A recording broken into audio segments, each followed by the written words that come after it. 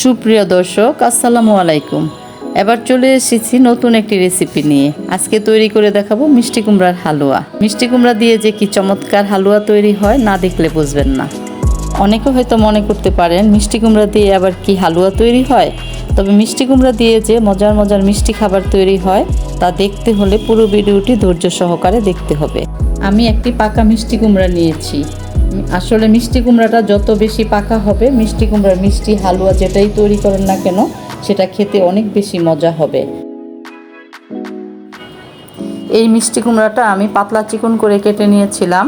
এখন এটা একটা ফ্রাই প্যানে ঢেলে দিয়েছি এবং এর মধ্যে 2 কাপের একটু বেশি দুধ দিয়ে দিলাম, যেটা আমি আগে থেকেই জাল দিয়ে ঠান্ডা করে নিয়েছি।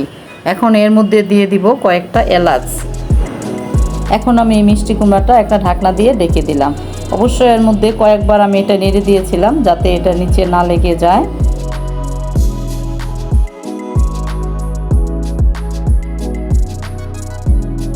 এই মিষ্টি কুমড়াটা আমি ততক্ষণ পর্যন্ত সিদ্ধ করব যতক্ষণ না মিষ্টি কুমড়ার দুধটা শুকিয়ে মিষ্টি কুমড়াটা সিদ্ধ হয়ে যায়।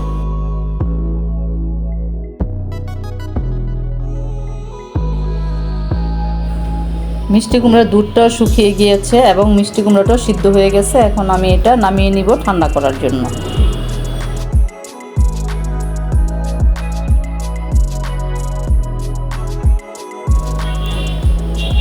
এই মিষ্টি কুমড়াটাকে আমি এখন একটা ব্লেন্ডারের জারে দিয়ে দিব স্মুথভাবে এটা ব্লেন্ড করার জন্য।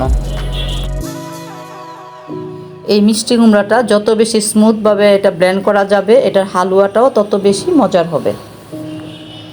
চুলায় একটি ফ্রাই প্যান বসিয়ে এর মধ্যে কয়েক চামচ ঘি ঢেলে দিব। তারপর এর মধ্যে মিষ্টি কুমড়ার পেস্টটা ঢেলে ঘিয়ের সাথে মিশিয়ে নিব। মিষ্টি কুমড়ার পেস্টটা ঘিয়ের সাথে মিশিয়ে দিয়ে অনবরত নাড়তে হবে যাতে এটা ফ্রাই প্যানে লেগে না যায়। মিষ্টি কুমড়ার পেস্টটা কিছুক্ষণ নাড়ার পর এর মধ্যে আমি চিনি দিয়ে দিব। যে যেমন মিষ্টি খান সে তেমন চিনি দিবেন, এটা যার যার পছন্দের উপর নির্ভর করে। আমি একটু বেশি মিষ্টি দিলাম। চিনি দিয়ে নাড়তে নাড়তে যখন এই হালুয়ার কালারটা চেঞ্জ হয়ে যায়, তারপর আমি এর মধ্যে কিছু কাজু বাদাম মিশিয়ে দিলাম। আপনাদের কাছে যদি অন্য কোনো ড্রাই ফ্রুটস থাকে তাহলে আপনারা সেটা দিতে পারেন। এই হালুয়ার মধ্যে এখন আমি পাউডার দুধটা ঢেলে দিব। পাউডার দুধটা দিলে হালুয়ার বাইন্ডিংটা অনেক সুন্দর হয়। এই দুধটাকে একবারে দেওয়া যাবে না, একবারে দিলে কি হবে, এটা দলা বেঁধে যাবে। এই জন্য আমি এটা কয়েকবারে দুধটা দিব, মিশিয়ে মিশিয়ে তারপর দুধটা আমি হালুয়ার মধ্যে মিশিয়ে নিব।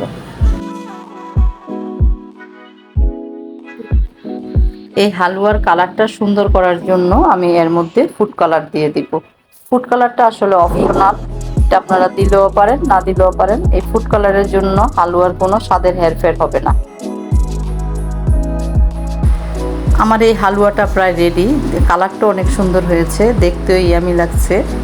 এখন আমি হালুয়াটাকে একটা ট্রের মধ্যে বিছিয়ে দিব। এখন সেট হওয়ার জন্য আমি হালুয়াটাকে নর্মাল ফ্রিজে রেখে দিব। আমার এই হালুয়াটা পরিবেশনের জন্য পুরোপুরি রেডি।